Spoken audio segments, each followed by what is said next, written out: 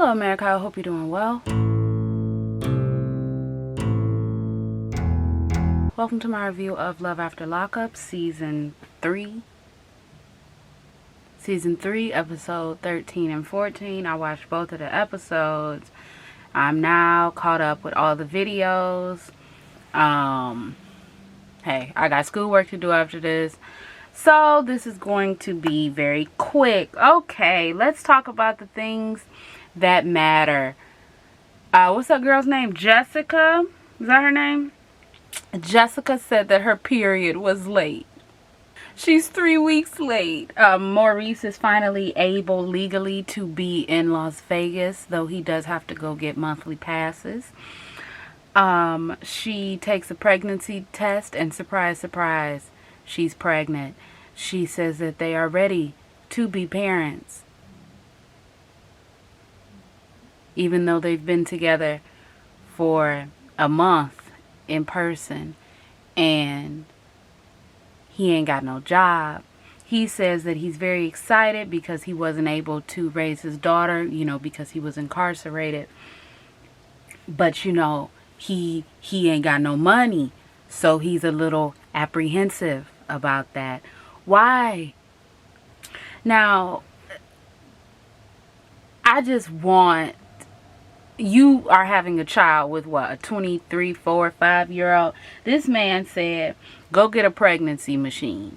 What does that mean? Then he said, let's tell everybody. Let's tell everybody. She's like, no, you have to wait. He's like, well, we got to wait. Anyway, moving on. Okay. Sean is scared that Destiny is going to break up with him. In the last episode 40 years ago, she punched him right in the mouth, molly-whopped him. He went to work. His friend is like, why you going to be with somebody who molly-whopping you? He says, I still, want to marry her. And I can't just get up and leave because my $50,000. I'm really worried about my $50,000. So Destiny is talking to her sister, talking about life is short and you shouldn't be talking to his baby mama, and she's real life crazy, but she has his credit card so she can do whatever she wants. Her sister, not the best of influences. I had thought that her sister would say, well, that's his 8, how many kids he got? 40. His 40 kids, child's mother, so I can understand why they talking, but that's not what her sister said. So in the next episode, or at the end of the episode, Destiny, are you in here? We all knew she was in the pool, the jacuzzi. She in the jacuzzi. It's cold outside or something. She telling him to get in. This man it's pathetic. It's really pathetic. He says, now I understand that maybe if I wouldn't have lied to you, you wouldn't be so angry. Yeah. So then they are on their way to California, I guess, for her hearing. She's facing 1 to 2 years for taking off her ankle bracelet and mailing it back to them. I think that's what she said. I started to pull back and lose it because I was like, whoa, this is taking extremely long. Her sister then is like, yo, give me your hotel information. I'm going to stop by and then we can, go out and have a drink. Sean is like, okay, but my $50,000. Yes, he's been talking about his $50,000. Her sister comes, he tells the sister, please bring this woman back. The only thing I have a problem with is, I'm a little confused. Because her sister was like, girl, you got to go to court tomorrow, so we might as well drink. We might as well drink right now. Let's do it. Double shots, it don't even matter. And it's like, but it do matter. It do. Anyway, Lindsay has her ankle monitor on. She's unable to leave the house or the yard for 2 weeks, I think. She's still not happy with the house and she wants to get it done, especially since she can't go shopping. Girl, have you ever heard of Amazon? Are you kidding me? Are you absolutely kidding me? I'd be spending $1,000, $1,500, $2,000 on Amazon, bringing the things to this house and saying, Scott, you need to do this, you need to do that. You see over there, you need to do that. Okay, thank you. And then the next day, hey, it's some more stuff out there you need to go grab. So she's upset because she wants to be with her daughter, but she can't be with her daughter because her daughter got a quarantine, or she has to quarantine for the 14 days. She's only been out of prison for like 4 or 5 days. Like I said, Lindsay is dragging. It's dragging. He says that, you know, I can understand. Basically, Scott wanted the sex. Okay, then Scott got the sex. And after he got the sex, well, she said that she hadn't had sex in 4 years. This is how I knew that Lindsay was, she needs to get out of the house. I understand that she's on parole, but she needs to get out of the house. She was laying in the bath, you know, drinking her wine. She talking about, Scott has a good body. He has a good body type. He used to play soccer in college. You know, he looks really good, and, you know, I think I'm ready. Okay. If that is not an indication of Lindsay needing to take a bit of fresh air, and I know you, I don't know, but anyway, so after they did they had to do it on the floor because her ankle monitor died while she was in the tub, so she has to charge it, and she can't take off the charger, she can't take off the ankle monitor. I'm confused. I guess you can't take off the ankle monitor because she said she can't charge it while she sleeps because it's a magnetic charger, but you just can't take it off and then put it right there. But I guess you could just take it off and then walk on out the house. Anyway, moving on. Scott finds this, you know, notebook, and in the notebook it is a letter, and the letter says, I'll play a game with him, see? I'll take his money, see? I'll get a ring that I can live off of and make him think that I love him, but I don't love him. I'm using him, see?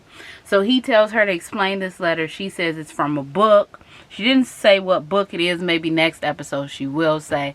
All you got to do is say, yo, it's from a book. It's from this book. Look. And all of it will be resolved. But then we're talking about love after lockup, and these people don't really make the best choices. Okay. Trice hasn't heard from Shonda since he dropped her off at the bus station to go to the halfway house. His daughter comes over, and his daughter's like, so you sure she wasn't playing you? No, I don't think she was playing you. Okay. So why hasn't she called you? He said he emailed her. He social media'd her. He called her. She ain't respond. He said maybe she could be back in jail. Did you call the jail? She don't want to be bothered with you. Anyway, Chevelle and Quaylen. I'm really confused. I know that we only had like 2 episodes with Quaylen, like being out, but they went to go see her pastor who mentors men who got out of prison. He says that, you know, he's stuck in between wanting to go to Houston and be with his family because his family wants him there, or staying in Kansas City. Then when they come back, or they're driving back from the church, she's like, what did you talk about? He like, I ain't about to tell you. She says that he's been acting really weird. Then they go to the zoo 3 days later, and she getting on my nerves talking about, look, we could be a family. Okay, he's like, yeah, that's great, that's rad, it's awesome, yeah, whatever. And then he says, hey, you know, he calls Maela, her daughter, his daughter. And then he's like, yo, I'm going to go, you know, back to Texas for a minute. And she like, okay, you know, is it a one-way or a round trip? He says it's a one-way. She says, it's a little peculiar, don't you think? And he's like, look, I just got to see my family, and you know, I need to take some time to figure some stuff out. She says, figure out what? He says, figure out our relationship and this and that. And he had already said that, you know, he needed to make himself happy because his happiness was the most important thing. I'm just really confused because I'm just confused. Like, I don't know, it's just confusing me. Like, what? Okay. And then he's like, okay, well, I'm gonna go to Texas and I just be back when I be back, and you gonna have to deal with it. And she like, okay, well, maybe I should take a step back then, since you trying to take a step back. And he like, well, we'll wrap it up then. You remember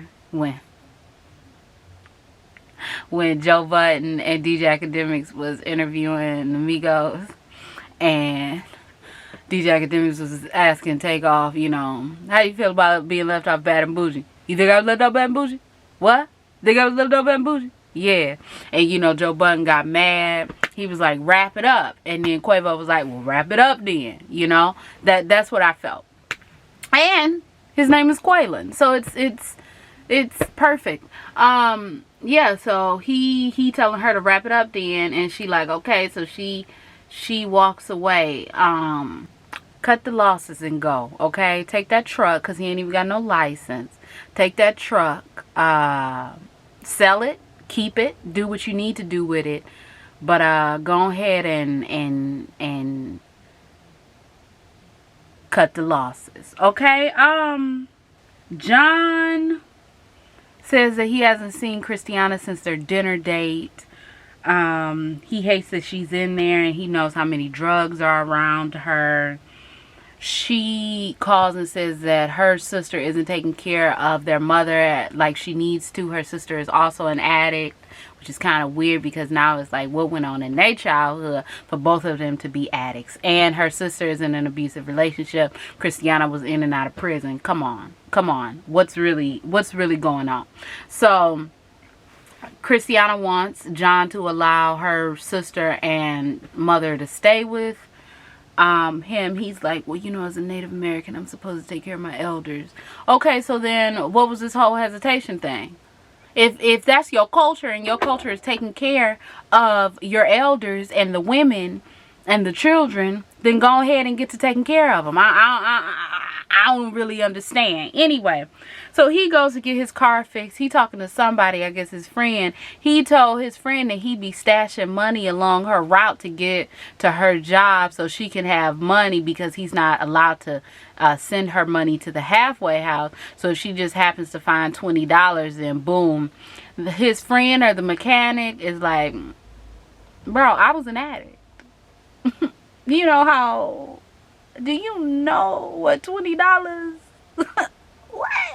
You giving this woman $20 that don't nobody know about, and you don't think she might go on and go get her a little bit of and do something? Anyway, this John says, oh, I didn't think about it like that. That man don't care about her. Anyway, let's get to it. Okay, 555. I done seen 333, 444, and 555. Let's get to it.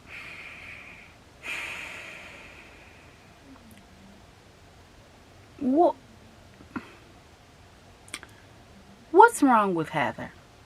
Truly, honestly, let's talk. What's wrong with Heather? Heather's apartment flooded.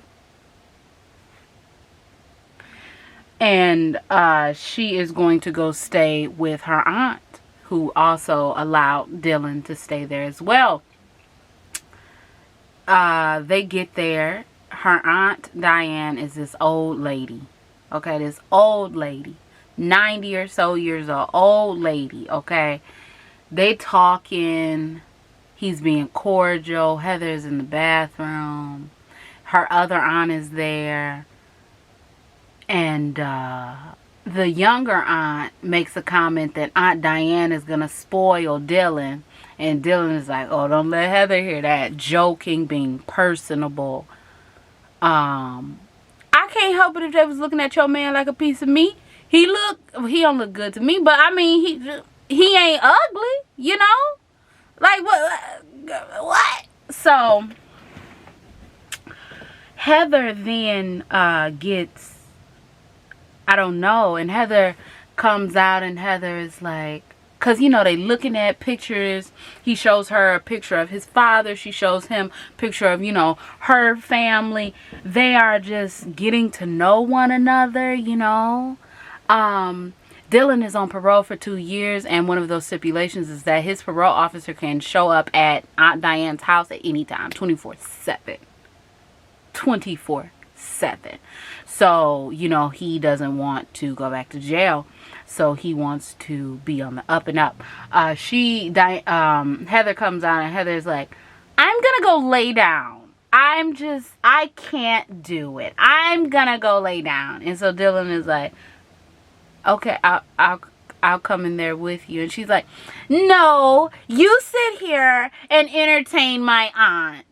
I'm gonna go lay down. So Dylan is like, no, I want to come in there with you.